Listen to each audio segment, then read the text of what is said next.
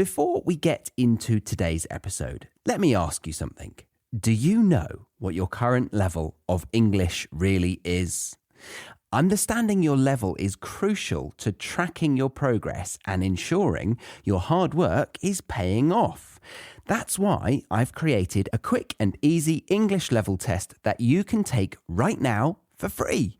Find out your level instantly. Just head to thebritishenglishpodcast.com/testme or check the link in the show notes.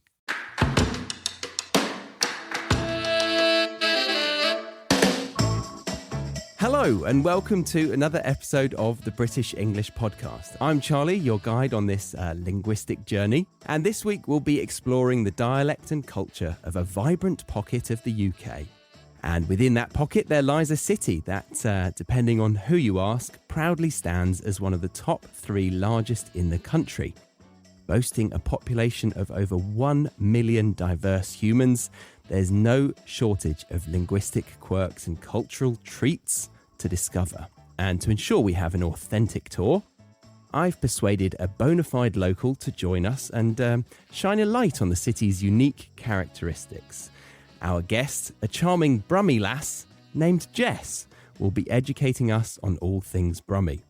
Now, I must confess though, my preliminary research may not quite do justice to the rich culture and language of this part of the country, so Jess will likely be setting me straight, dispelling any misconceptions and giving us a true feel for her hometown.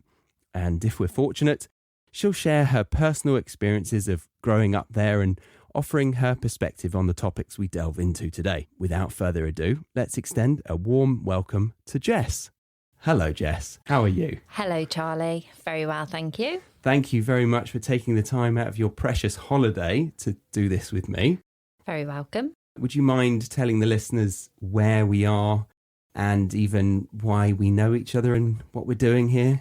We are in Cornwall, enjoying a lovely family holiday, and we know each other because we have joined the same Benson family. Yes, exactly. We have. I'm soon to join, pretty much a month. Yeah. Seriously join. Seriously like join. No going back. No going back at all. Yeah. No. I've still got time to go back. You have. I might after this holiday. It's been a fun one, actually. Yeah, hasn't no, it has. We've had a really fun time. Your partner is brother to my partner. Yes. My partner is Ashley, Stacey's brother. Yes. And so we will be brother and sister-in-law? Or do we not have a label for that? So you will be Ash's brother-in-law and I will be Stacey's sister-in-law, but I feel like we're nothing to each other. I don't know how. I think you're right. But we are joined one way or another, and you have agreed to do this with me. Yeah. I suppose my kids see you as their uncle. Okay. You're something to my children. Something to your children, not least. you. Yeah. Other than being family, you are from Birmingham. I am from Birmingham. You're from Birmingham. Yeah, born and bred. Born and bred. And I said Brummie a second ago. Yeah. How do you feel about that word Brummie? Before you begin, I'd like to let you know that we now have an official app released for the British English Podcast.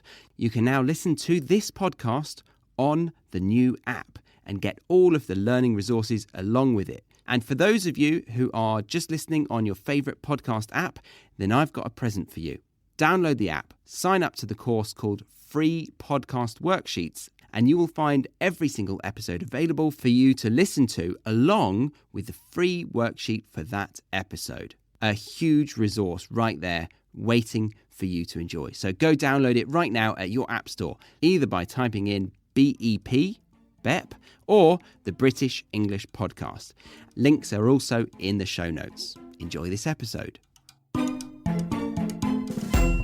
Is it a friendly term and is it accurate to mean Birmingham? Yeah, I think it is accurate to Birmingham, and Brummie it's one of those things. I would have hated being known as a Brummie a few years back because of how the accent is and because of how people portray the accent, I think. But now I am really proud to be a Brummie. I'm proud to come from Birmingham. let's go with that. What you assume the stereotype of other people thinking inwardly. Yeah, so on I think Birmingham. I actually don't like the accent. I don't like it when I hear the accent. For example, Peaky Blinders. Good show. Yeah, You liked it? very good. But when I first started watching it, it kind of made me cringe a little bit because I could tell that people were putting on the accent, but also I don't like to listen to the accent. Okay. Well, I didn't then, but now I really like it when I hear the Birmingham accent, and I like it. I like being from Birmingham. Nice. I like my accent now. Was that just your age? Yeah, definitely. And where I live now, and buying from local Birmingham businesses and meeting. Got my Yes Bab top on now. Yes. So, yeah. I've got a sentence that I wanted to say at the beginning here. Okay. Let's see how it works. I'm not going to put on an accent, obviously. Go on then. But I'm going to say a few words and see if you think they're good. After wagging it for the day, our kid decided to spend the day in the park having a bostin time doing gambles on the grass whilst watching out for his babby brother. Is that misrepresenting Brummies in the language? Yeah, no. Well, it's difficult for me to say really because a lot of those words were Black Country, and I've been brought up by two Black Country parents. Although I've spent the majority of my life living in Birmingham, Black Country is more of the wagging it. I'd say Gambol's Birmingham, Black Country. Babby is definitely Black Country. Right. Definitely Black Country. Okay. And let's go there. What is Black Country? So Black Country, you can't ever tell somebody from the Black Country that they're a Brummie, and vice versa, because they would get very offended. But they're just kind of areas that are close to Birmingham. For example, you've got West Brom, West Bromwich, Smethwick, Dudley. I've heard Dudley in the definitions, but I don't know. I don't know whether you'd be proud to come from Dudley. Some people might be proud to come from Dudley, actually. That's probably quite offensive. I've just said that. What about Wolverhampton? Is that part of Black Country? Yeah. Is it the Black Country? If we were talking to my dad now, he would absolutely say not, because he's Smethwick. Okay. What does Smethwick mean? Smethwick is an area where my family are from. Right. So that's Black Country. Say, let's go with council. So that's under Sandwell Council. Right. That's Smethwick. Okay. But for the non-native coming to the UK, Birmingham, the city. Birmingham is the city. And then it's like outer areas which still come under Birmingham. So we live in Harborne. That's Birmingham. And then you've got like Sutton Coldfield. Where else? Erdington. But the general Quinton. area is northwest of Birmingham. That's Black Country. Charlie, I have no idea about geography. I do not know. Okay. At all. But it's kind of west of Birmingham, I think. I'm going to go with that, yeah, because it sounds like you know what you're talking about more than what I do. It's actually because Ashley briefed me for a moment. Have you ever wondered if you're making real progress in your English learning journey? Knowing your level is the key to recognising your improvements. I have a fantastic tool for you, a free English level test that gives you an instant result. Take a few minutes now to discover your level and continue your learning journey with confidence. Visit thebritishenglishpodcast.com/testme or click the link in the show notes to find out your level of English today. Okay, so it's not important to you where they're from on a compass. No. It's just how they sound. Yeah. And so the term yam yam. Yam yam is definitely Black Country. That's Black That's Country. not Brummie. So you're either a Brummie or you're a yam yam. Right, okay. Okay. And again, yam yam, is that a friendly term that somebody else could use? Maybe. I suppose it depends on how the person receives it. If you wasn't sure, and then I definitely wouldn't say it. However, everybody that I know that's a yam yam, I've felt comfortable calling them a yam yam and not. I think I'm the kind of person that would not want to offend people. Yeah. No, you're that type of person, yeah. Yeah, that's good. Apart from the Dudley. Yeah. Yeah, sorry, Dudley. Let's go back to your identity towards Birmingham. Yeah. When you were growing up, did you feel like Birmingham was portrayed in a positive or a negative way to outside of Birmingham? I probably didn't know any difference because we didn't really have a world of social media growing up. So I was probably very naive to it and it wasn't anything that crossed my mind. It was only things like Instagram and Facebook and things like that and Twitter where you'd see like the memes or even sometimes on the telly, like the Birmingham accent being portrayed as it was always somebody that was quite stupid. Okay. And didn't really know what they were talking about or things like that. So that's what kind of made me think, oh God, I don't want to speak like this anymore. Right. I have a friend who we met in Germany and he was from Birmingham and he was quite high up in corporate and he decided to drop his Birmingham accent. Yeah, a lot of people do that. Do they? Yeah. Really? Even now? Yeah, I think so. Definitely. I don't think my accent is as strong as what it was before I met Ash. Right. It was definitely stronger then. But I also think Ash is now basically a Brummie. Yeah, so I think we've kind of met in the middle. Yeah. A Venn diagram of Brumminess. Yeah. Did you have an opinion of outside of Birmingham, like from London? No, not really. No. My sister lived in Spain for a little bit and she lived in Spain for quite a while actually, and all of her friends were from down south. So they all had like, her one best friend's from Kent, the other one was from Essex.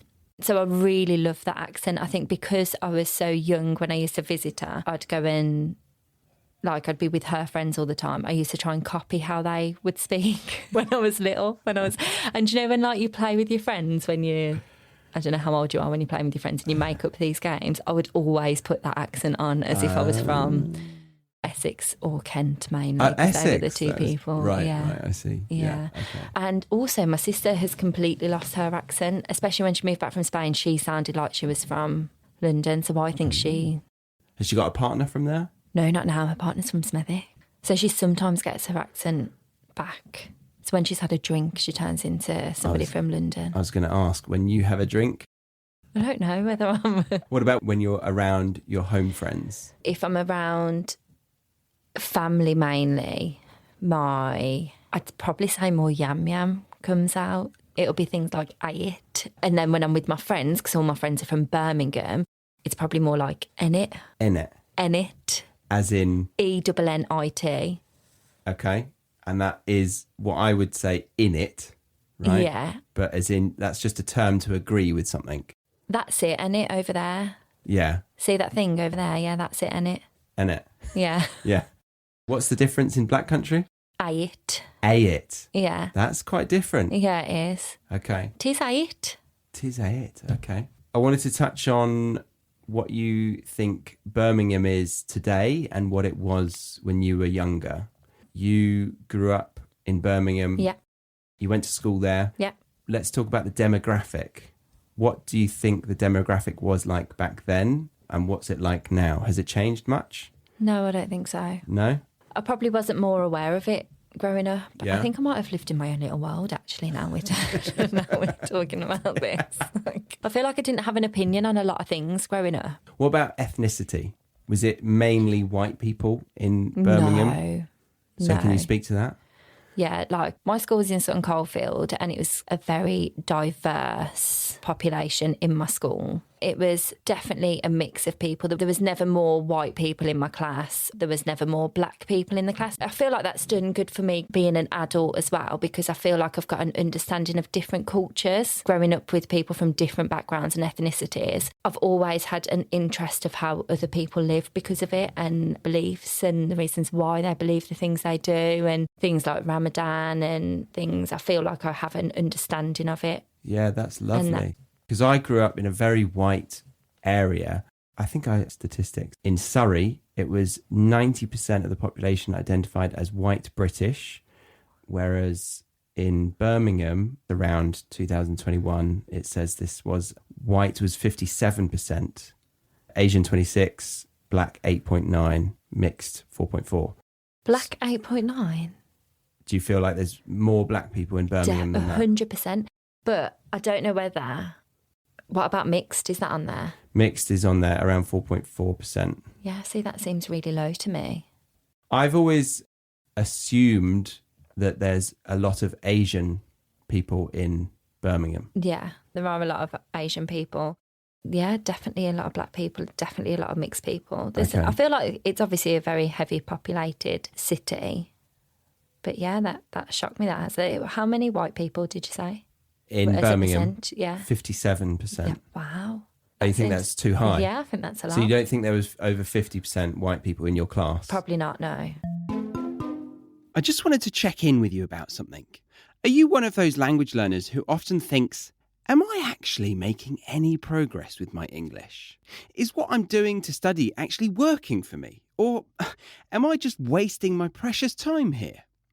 Well, if you think this way, then I'd like to encourage you to take action on this. Imagine how much more motivated you would be to put time and effort into your English studies if you knew that every time you studied, you would be guaranteed to be making significant progress. How much more satisfying would that be? So what do we need to do in order to find more clarity around this issue? Well, tracking your progress is a wonderful way to show evidence of your language skills having actually improved. And to track progress, the first thing you need to do is understand what level you are currently at. If you haven't taken a level assessment recently, then I highly recommend using my free test that will instantly tell you your level of English. Once you know this, you can start tracking your progress, which comes in many forms based on personal preference and your level of English. But that's a conversation for another time. For now, though, make sure you check your level of English with my free level checker, which is available over on thebritishenglishpodcast.com/freebies. That is thebritishenglishpodcast.com/freebies, or find it in the show notes of this episode. Have you spent much time abroad? Not really. I mean, I lived in Spain for a little bit, but holidaying when I was younger would just be like in Wales or places like that. And then the first time I went on a plane was to move to a different country. Oh, wow. Yeah. Oh. So I think I was like 9 or 10. Okay. And you lived in Spain? Lived in Spain, yeah. Okay. Only for a year. Did that, I suppose that's quite young to ask you this question, but did that make you appreciate being from Birmingham? Like, I remember not wanting to go. I remember I was like, no, like I can't move to a whole different country, my friends. But I think that was just like being young and having something different. But then I also remember Mum saying that we were coming back and not wanting to come back. Probably didn't even think about Birmingham or cities or anything like that then, to be fair. Yeah, I don't think I would have. Did you learn any Spanish? Yeah, I was fluent in Spanish by the time we left. Have you got any left? Absolutely not, other than hola, gracias, ¿cómo estás? I'm basically fluent. Accent there, though. Yeah, 3 things. You were fluent? Yeah. I had to go because I went to a Spanish school. So I had no choice but to learn the language. George, my little brother, who was 4 at the time, so I would have been 10. George went to nursery there and picked it up literally within a few months. Wow. So, God, that makes me envious. Yeah, because you don't get spoken to in any. You've got no choice. Either understand or don't. But I think kids, when you're younger, you do pick it up easier, don't you? Yes, and you've got a lot of time to listen. You're not forced to respond and tell your deep thoughts. And everybody does speak English, don't they? Like in the world, wherever you go, even if it's just thank you, or English people are quite ignorant and expect everybody to know English. So some of the teachers would be able to go, hello, Jessica. They called me Jessica. Hello. So I felt a bit comfortable there, I suppose. Yeah. The little things. Yeah, we are arrogant. I heard recently that Nike, were we together when I heard this? Nike even kept their slogan in English around the world, just do it. Like most brands changed their slogan. Really? I didn't know that. But apparently they were like, I think everyone's got this. Just do it. That's so rude. It shows that it's a global language, right? Yeah. I wanted to ask this question before moving on to another bit. Are there any misconceptions about Birmingham or its people that you'd like to correct? Are there any misconceptions? I feel like I need to say something here for the people of Birmingham, but I actually don't know. It's probably the yam and the Brummie thing. Like Okay. they are two completely different things. And unless you speak to a yam yam or a Brummie, the difference, like, or no one, you're not going to know the difference. People will say, this is a classic thing. If I said to somebody that's never met somebody from Birmingham in their life, oh yeah, I'm from Birmingham, and they go, oh, I'm a Brummie. Oh, you're a Brummie, are you? And it's like, well, no, that's not how people from Birmingham talk. Okay. That's how people from the Black Country talk. Aha. Okay, so it's a thicker, stronger accent to a non-local. Somebody that's truly from the Black Country, even I wouldn't understand them, even though they're speaking English. Like, Really? It's really hard to... Yeah, you sent me a couple of recordings of your dad. Yeah. And that was quite hard for me. Yeah. Was he putting that on a bit? Yeah, like he doesn't talk like that in everyday life. I don't know whether he talks like me or not. Probably not. I can't remember. I felt like he was... Just normal. Yeah. But, yeah. So like, all right, Bab. Okay. And Bab? What does that mean? Bab. It's like affectionate to... Like darling? Yeah, babe. like babe. Babe. Yeah. Okay. It's different to Babby.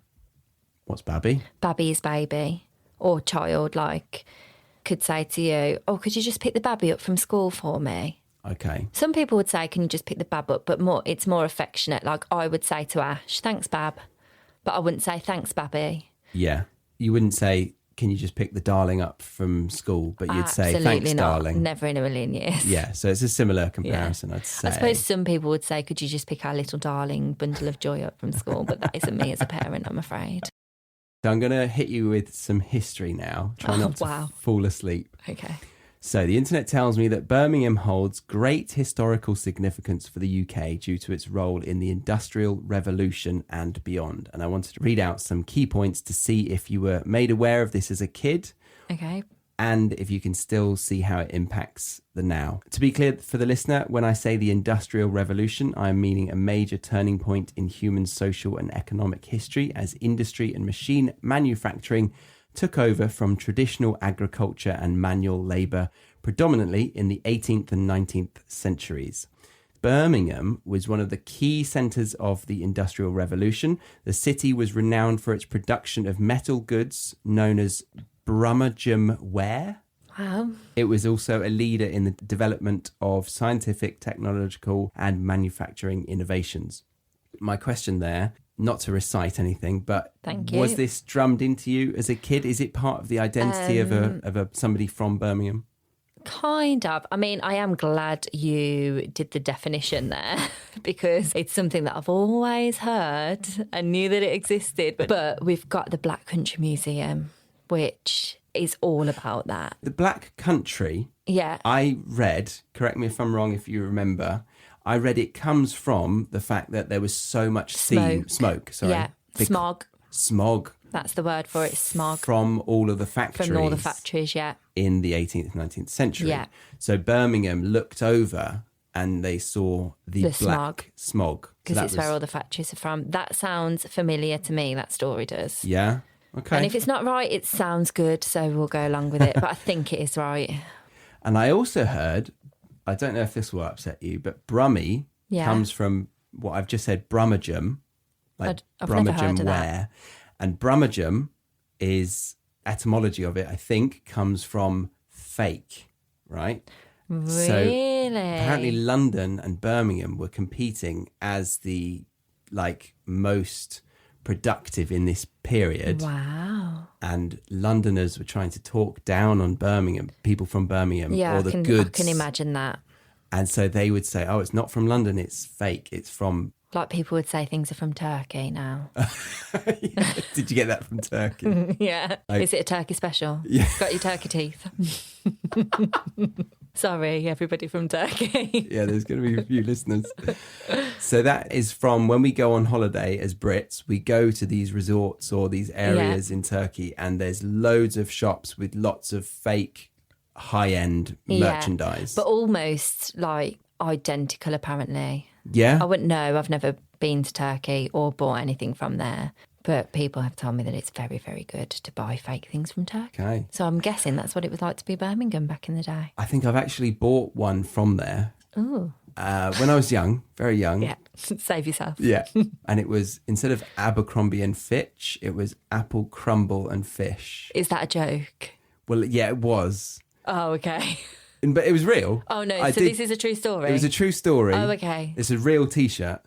Oh, okay. I felt proud of that then. Yeah. Thoughts? I've just got very confused in that whole situation. I didn't know whether you was telling me a joke and that was like a joke. No, this actually happened in real life. It actually happened in real. I went to Turkey.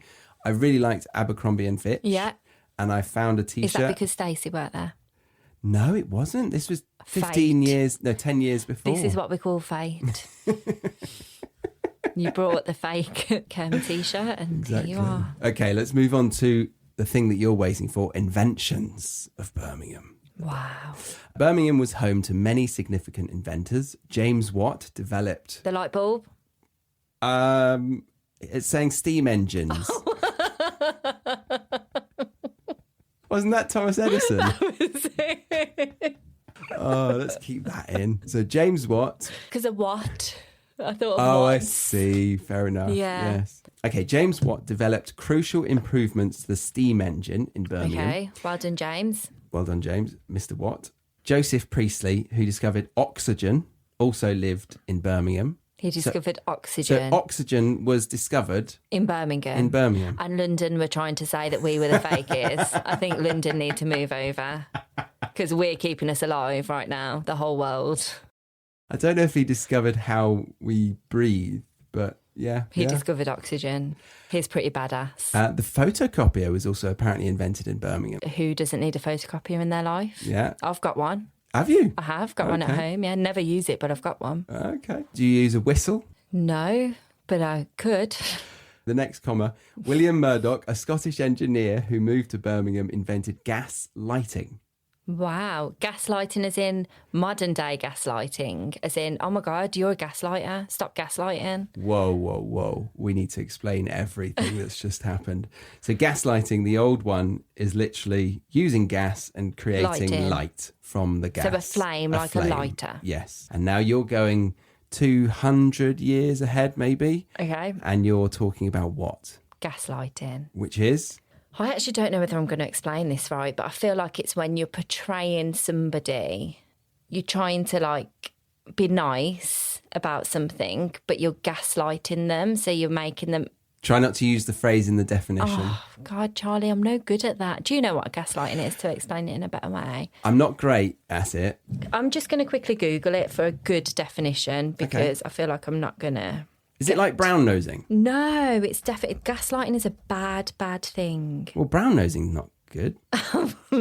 Yeah, but it's like brown nosing, you're doing it to try and be nice, aren't you? Okay, I've got it here. Gaslighting is the subjective experience in which an individual's perception of reality is repeatedly undermined or questioned by another person.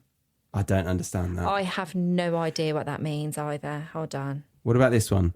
Gaslighting is a manipulative tactic in which a person, to gain power and control of another individual, plants seeds of uncertainty in another person's mind. So you're saying things in a positive way, but actually you're just being an arsehole. Ah. Like you're being very manipulative, but in a bit narcissistic. Right. What is an example of gaslighting? Gaslighting parents will blatantly lie about certain situations. For example, they might insist they never said something or that the child is making things up. So, for example, it's if I say to my 11-year-old, yes, you can go to the park later, and then later comes and nobody can be bothered to take them to the park. And then you say, oh, no, I never said that. No, you must have made that up. No way, I never said that. Oh, that's mean. Isn't it? I'd never do that. Okay. I just put in gaslighting in a sentence that's talking about Birmingham's role in the Industrial Revolution. Okay, nice. So that's a term that I think it's a fairly new term. Yeah, it's a very new term. And people probably have their own perceptions of what it means. Yeah. But that's ours now because we've just Googled it and Google's always right. It is. Are you proud of those inventions? There was one more. Oh, go on. Maybe two. Come on. The mini car. Yes, that's a good one. I've actually got a mini. Is that because of that? Because of it, yeah. And do you also own custard powder? Probably in the cupboard. I'm not very good. I don't really cook anything or make anything, but Ash probably has custard powder. Okay. I think you probably just have to add water. Don't know. I don't even know. We're the wrong people to talk about this. I'd probably say milk. Are you happy with all of them coming from your hometown? Yeah, I'm very proud of all of that. Yeah. Most proud? Oxygen. Oxygen, not the Yeah. light bulb. No, because I got that wrong. So you're happy with those? Yeah. We're going to go on a few more, but then we'll move on. City of 1,000 Trades, it's also known as. Wow. Apparently. This nickname for Birmingham speaks to its immense diversity of industries. From jewellery to vehicles, from metalwork to toys, the city produced a wide range of goods. Is that still currently true? We will leave it there for part 1 of today's episode. Thank you very much for listening up to this point. If you did want to listen to part 2 and part 3 of this conversation, then you can head over to thebritishenglishpodcast.com and check out the Premium Podcast or Academy memberships. The Premium Podcast gives you access to the full conversation along with extended glossaries, transcripts, and flashcards, whereas the Academy gives you all of that plus exclusive videos and audios for the season-based episodes, explaining the vocabulary, exampling them, giving you quizzes, writing assignments, and weekly speaking classes on Zoom.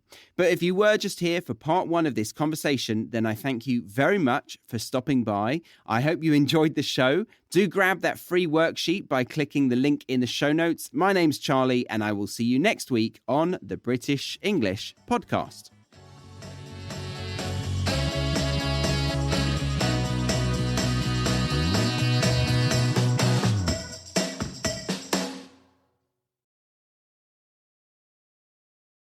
Thank you for listening to today's episode. Before you go, make sure you know where you stand in your English learning journey. I've created a free English level test that you can take right now to find out your exact level. It's quick, easy, and gives you instant results. Head to thebritishenglishpodcast.com/testme or check the link in the show notes. Because tracking your progress helps you stay on track. We can't use track twice, guys. No, let's do that again. Yep, we don't have time. Oh. All right, we'll just delete this last sentence then.